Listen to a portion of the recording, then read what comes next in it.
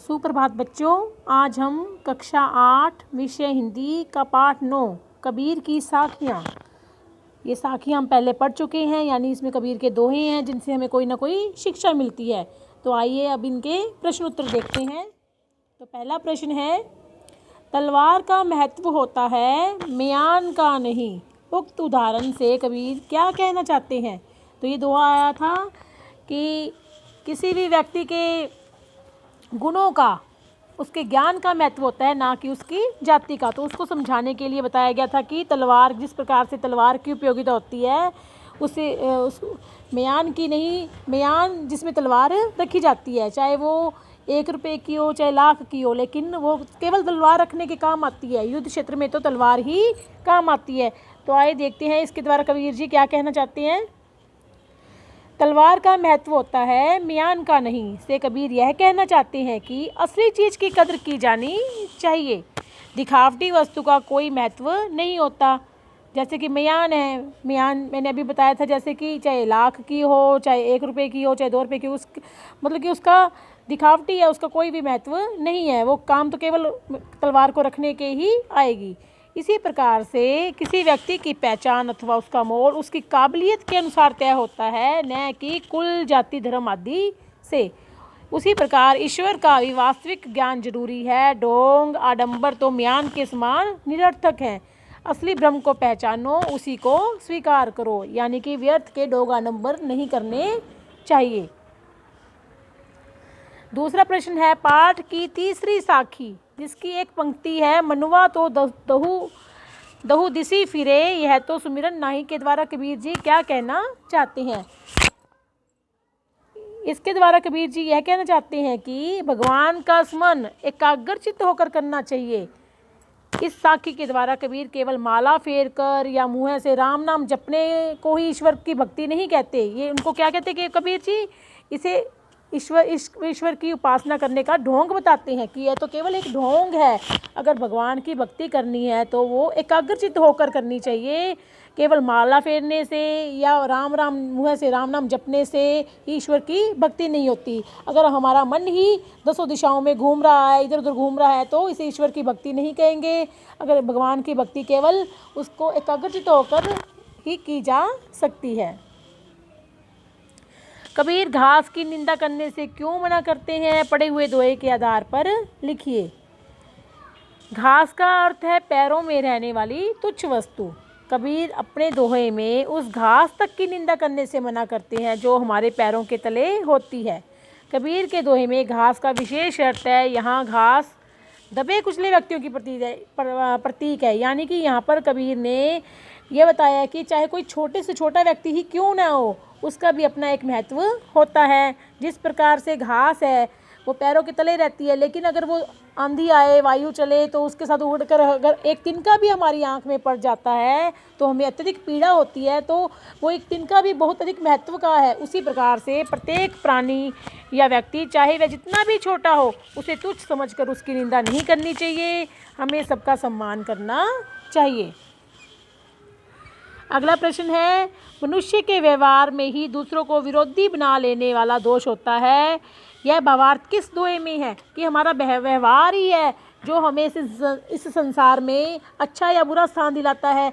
अगर हम अपना अच्छा व्यवहार करते हैं किसी से तो हम जग संसार में अच्छे गिने जाते हैं, और अगर हमारा व्यवहार ही बेकार है, बुरा है, तो हम बुरे लोगों में शामिल होते हैं। तो इसको बताने वाला दोहा है, जग में बैरी कोई नहीं, जो मन शीतल होए, या आपा को डारी दे, दिया करे सब कोई।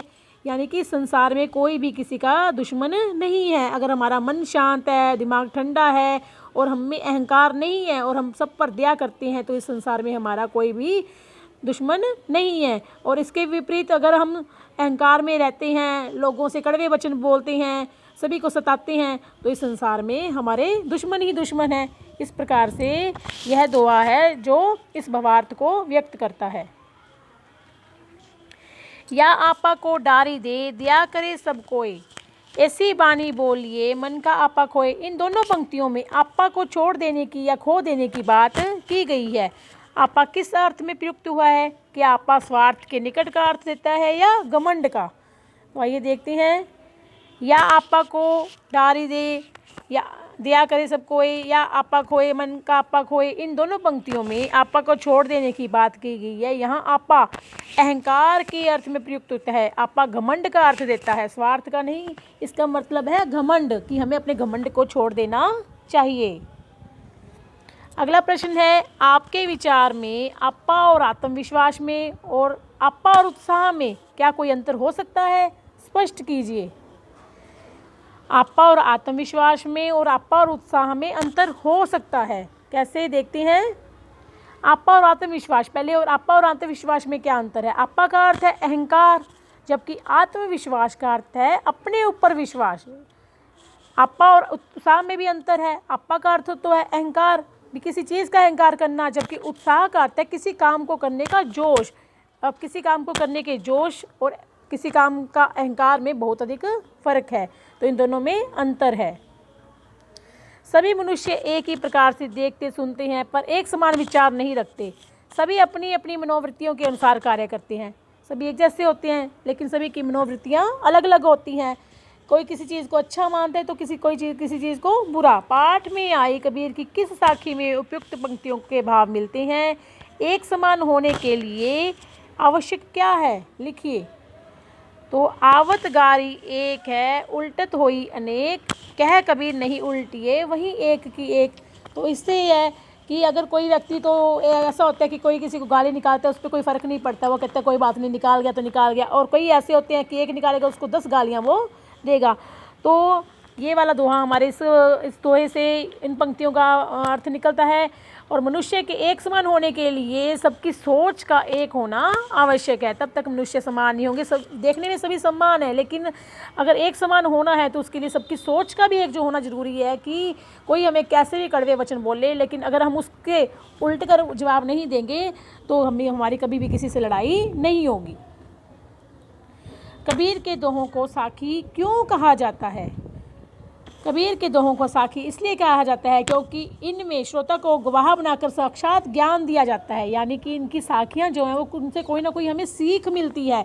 कबीर समाज में फैली कुरीतियों, जातीय भावनाओं और बाहरी आडंबरों को इस ज्ञान द्वारा समाप्त करना चाहते हैं, यानी कि वो अपने ज्ञान द्वारा इस संसार में जितनी भी बुराइयां फैली हुई हैं, जितने भी ढोंग फैले हुए हैं, उन सभी को समाप्त करना चाहते हैं। वे हमें कुछ ना कुछ सिखाना चाहते हैं, इसीलिए कबीर के दोहों को साखी कहा गया है।